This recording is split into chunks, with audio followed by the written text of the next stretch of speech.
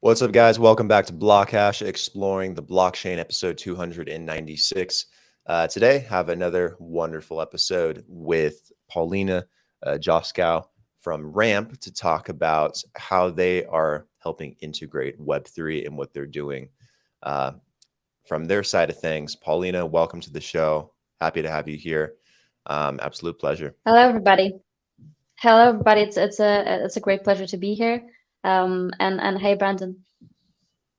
Um, Cool. So what we're going to do to kind of start before we jump into Ramp is would love to learn a bit more about you and yourself. I'm very curious to what you did in the past prior. Did you start out in blockchain? Did you have kind of a different journey before you got to Ramp? Give people a bit of insight into your background. Sure. So, just briefly on me right now. So, I'm Paulina Ram's head of commercial, and I've been with the company for almost 5 years. So, I'm one of the OG squad there. And when I joined, that was two people, actually maybe three people on board. So that was at a very, very different time. I joined during the previous massive bear market. So that was similar time to what we have right now. And I have a very typical startup origin story with Ram. So I am high school friends with one of the founders.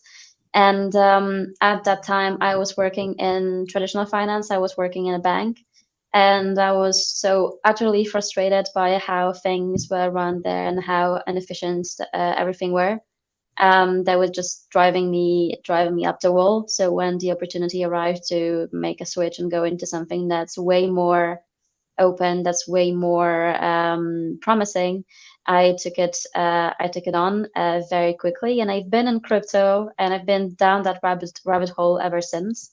So besides that, I'm also working on growing the crypto community here in Poland. So I'm one of the founding members of Ethereum Warsaw. If you guys are around in Warsaw next year, drop by for a conference. It's going to be lots of fun. And I'm working on some smaller initiatives as well, all to make sure that we can foster the right kind of crypto adoption, working towards more decentralized, more open future. And of course, the flagship initiative here is my presence at Ramp. Awesome.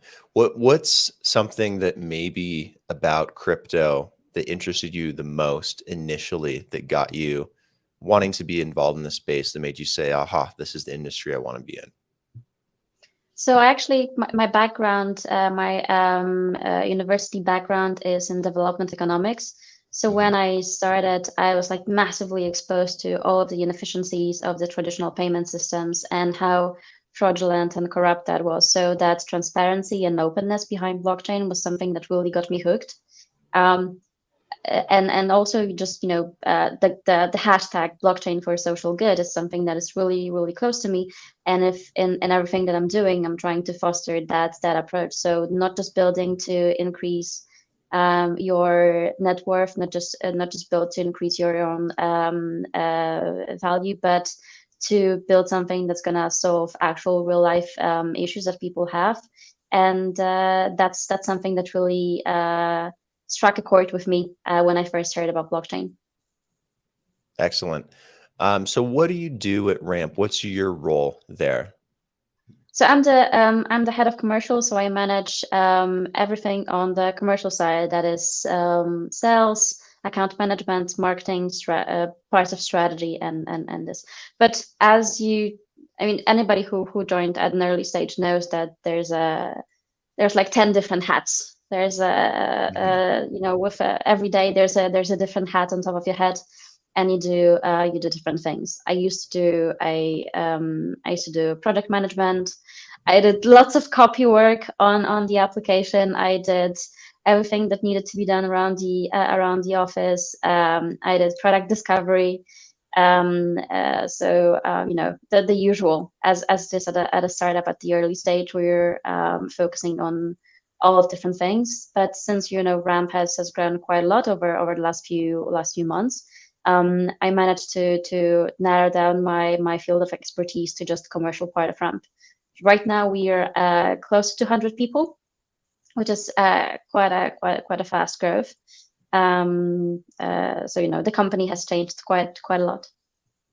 Yeah, I was going to ask you, what's a day in the life like for someone in your kind of role? And I always get the same answer from people that come on the show, and they're like, "Oh, I have to wear a bunch of different hats, and day to day, it's very different." I think it's very common for, I think, startups in this space. Yeah, my uh, uh, I think my day in the life is usually starting with getting to the office, getting my dog to the office so that everybody can have a bit of relaxation while petting the dog. Fun intro, but that's just it. Mhm. But it's primarily about making sure that the company has the right direction.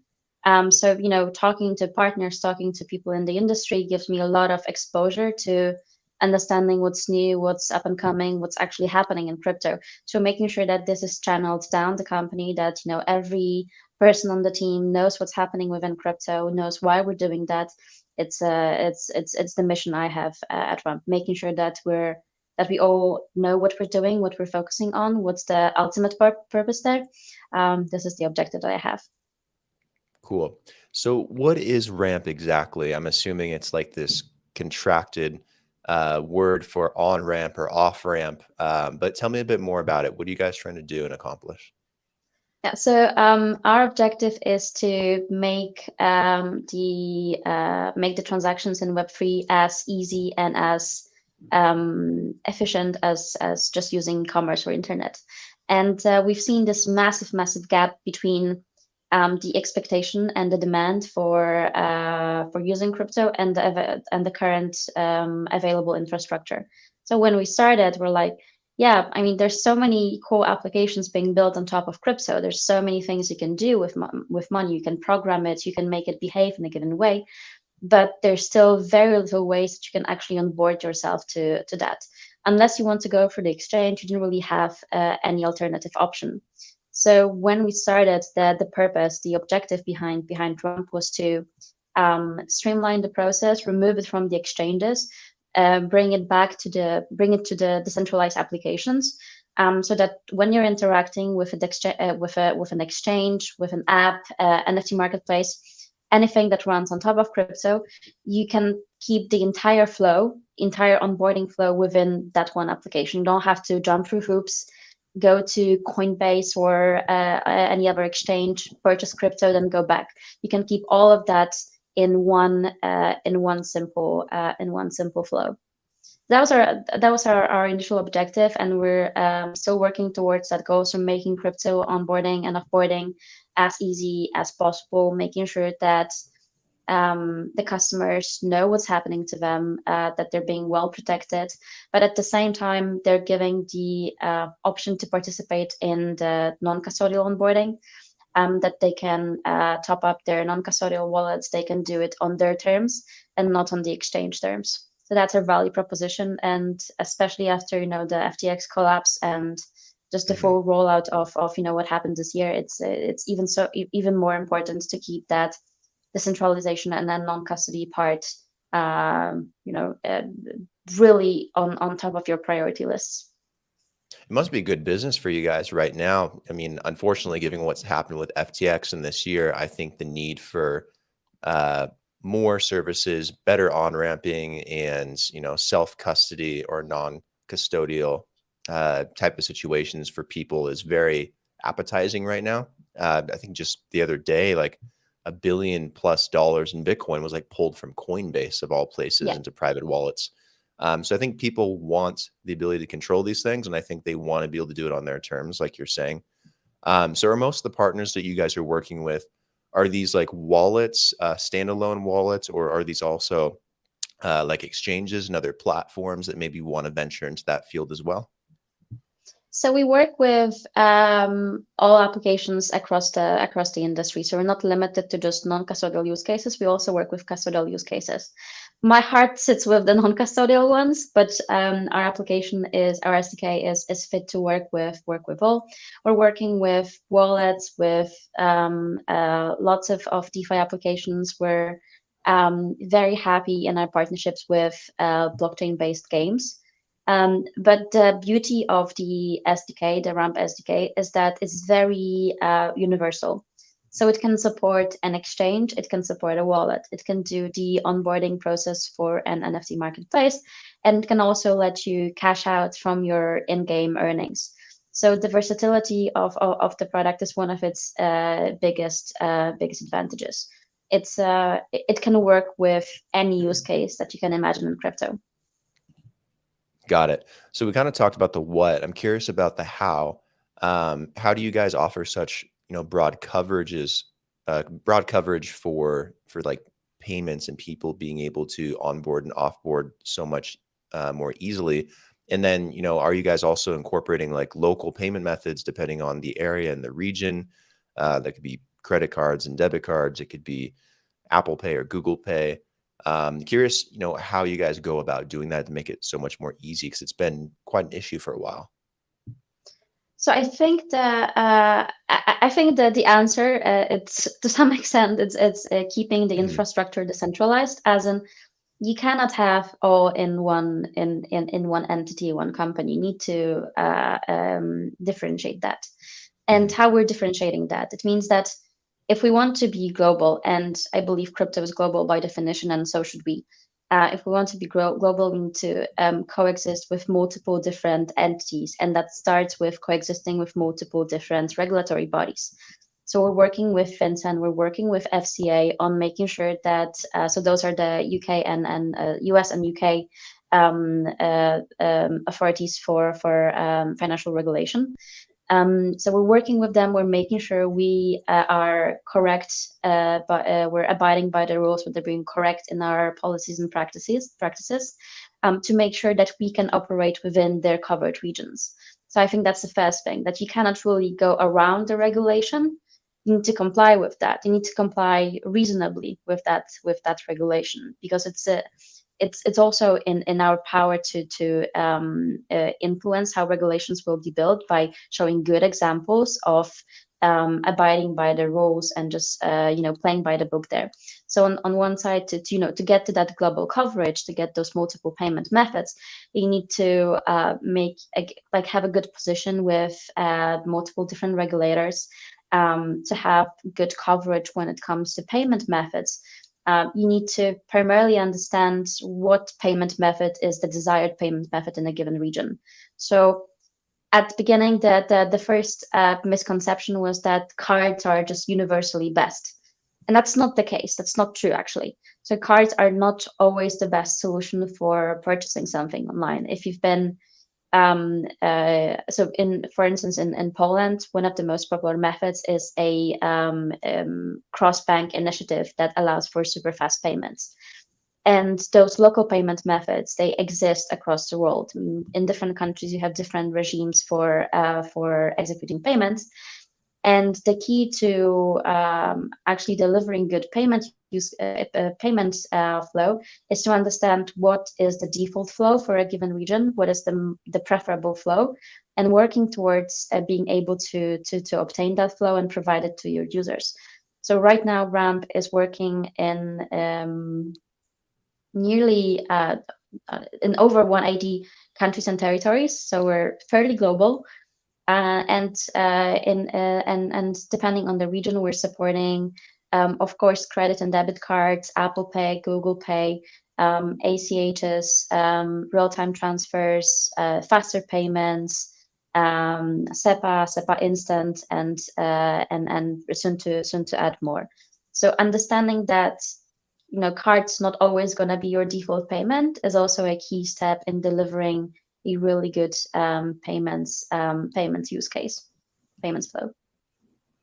Yeah, absolutely. The compliance is definitely really important. I can see that, probably based on region, it's very different in different places. And then, yeah, obviously, probably cards too are not as convenient. I know, at least in the US, for me, it's so much easier to link a bank account than use a credit card or a debit card, which could easily just get denied. And then I can use instant transfer, and it charges me like Yeah. $2, and then sends it directly to my bank account or sends it directly to an exchange. So I think there's some optionality that's more easier in certain places.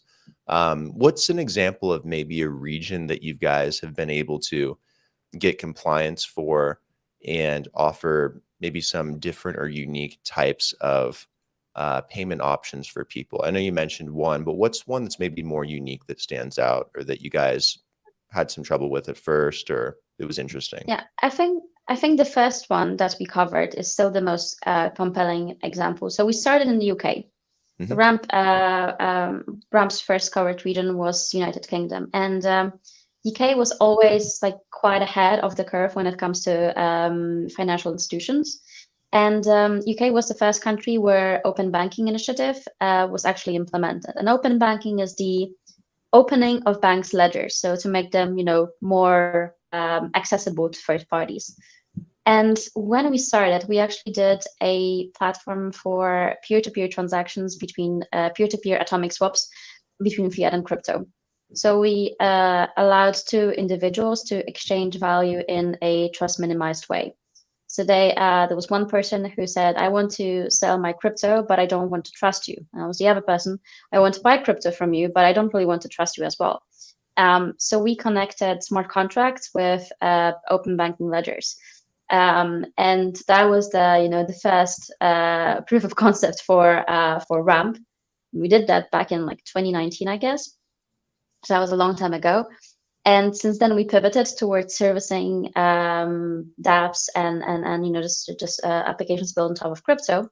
But the core functionality, so using open banking transactions to purchase crypto, is still there. So it still does exist, and it builds that really. So it creates that really good UX where upon initiating the transaction, you're getting a push notification from your bank to actually confirm it. So instead of typing the card details, instead of even using Apple Pay, you just have like a push notification from your mobile banking application say, "Hey, there's a transfer going out to Ramp Network. Can you authorize that?" And that, to be honest, to me is the best UX ever because it combines a lot of things I appreciate about buying crypto. It's instant and it's cheap. So it's something that provides you the feeling of buying crypto with Apple Pay, but also gives you better rates. So this is what we're aiming for, to be able to get you that crypto right away, and to make sure that you're not overspending on those transactions. Got it. Here's an interesting question. Depending on, the jurisdiction, tax reporting kind of falls in line with certain, or the responsibility for tax reporting kind of falls on different individuals depending on where you are. Like for example, in the US, it's on you, versus in Colombia, like where I live, it's almost like mandatory as part of like the whole um, chain of flow for funds between a customer, between a business, or B2B between a business. Is there any situation maybe with you guys right now where you do have to offer something with tax reporting, or you maybe have to work more closely with a partner for tax reporting in terms of creating some kind of on-ramp and off-ramp? So this is not our usual focus. I mean, Hmm. we have cases happening from time to time, but it's not the usual focus. In Okay. majority of cases, especially when you're doing those on and off ramp transactions, the responsibility for making sure that the taxes are aligned actually sits on the individual. But what we can do is make sure that we can provide them with an easy transactional statement for all of their transactions done with Ramp. And this is something that we're actually working on right now, because like for me personally, I know it's a must have. Like when you're doing your taxes end of year, like my accounting is coming to me like, "So how much crypto have you bought this year?" I was like, "Oh, that's gonna be a long one." Hmm. um so it's good to have help from the trusted application that you're using for your crypto purchases to be able to do that. What are some things that you guys are doing right now, or some things that you guys are working on that maybe you're excited about that people maybe are not aware of? Yeah, so it's a good day today, because today I'm just gonna check that it's the case. So Hmm. today we're and I think in about an hour from now we're gonna be launching our new product. So we're Exciting. gonna be I think I can do the alpha leak. I think my social media team will not kill me. So we're doing we're launching the off-ramp functionality today. We're gonna be releasing that first to our US customer base with ACHs and RTP, so real-time transfers. And in January, and this is a true alpha leak, we're gonna launch that globally. So not just US, but everywhere that the on-ramp is covered, you're gonna be able to cash out as well. And we're starting with a pretty wide selection of assets. So we're starting with over 30 assets available to be sold from day one. We plan to add more as we move along. We plan to add more payout options and just improve the product as we move along. But yeah, today is really exciting day because today is day one. No, that is very exciting. Congratulations. What Thanks a are lot. some of those off ramp methods you were talking about that maybe you guys are considering? Or do they differentiate quite a bit? Yeah. So we're starting with ACHs, so the usual transfers in the US, and RTP. So how are RTPs different from ACHs? The primary difference there is the transaction speed, the settlement speed. So ACHs can take some time, but RTPs are 20 seconds, 2 minutes. With Ramp in the US, you're going to be able to sell your crypto and receive fiat to your bank account in under 2 minutes. And you don't have to pay millions for that. The transaction cost is 0.99%, which is way below available options on the market, and that outperforms them both in terms of speed and the cost efficiency. So really hyped about that. That was something that we really focused on when we started building the off ramp. So we did not want it to just have the option to pay out. We also wanted to satisfy that basic need that we saw in off ramping, that you want to receive that money, you want to be able to use that money right away. And when I did my first off ramping transactions, when I was doing market research, I think my biggest perception of that is that I had no idea what's happening. And I've been in crypto 5 years, and I basically know how to use exchanges and other platforms. And I had no idea what's happening. There was so much uncertainty in the flow, and so little information delivered to me on, hey, this is happening right now. You're gonna get your money in like a day or two. My first off-ramp transaction lasted 5 days, and I believe I paid 6% for that. I'm happy that this was done for testing, because I would not use that for any actual use case, an actual situation. So this is what we wanted to target with the off-ramp release for Ramp. We wanted to have high level of confidence that the funds will reach your account, and we wanted to have instant settlement to not delay that moment, because every time that the funds are not within your hands, every moment is like a moment of anxiety. So when you're doing payment services, when you're doing any sort of payment processing for the user, it's always about making sure that there's this instant settlement there, that they don't feel like their money is just like flying somewhere. It's neither on your account, neither on your wallet. You just don't know where that is. So what we're targeting here is that you always know where your money is. You don't have to wait for the completion of the transaction. And just overall user satisfaction is increased by that. Yeah, you said 5 days at 6%. I was like, oh, geez, that would be terrible. But it's awesome you guys have got it so low and so much more efficient. I think people will really enjoy that. Where can people go to learn more about Ramp and what you guys are doing? If there's a potential partner out there that's going to be watching this that might want to contact you guys, or someone wants to work with you in some kind of capacity, where should they go? So your first place is always ram.network. It's easy to have a company name that's also part of your product. That makes it easier for positioning.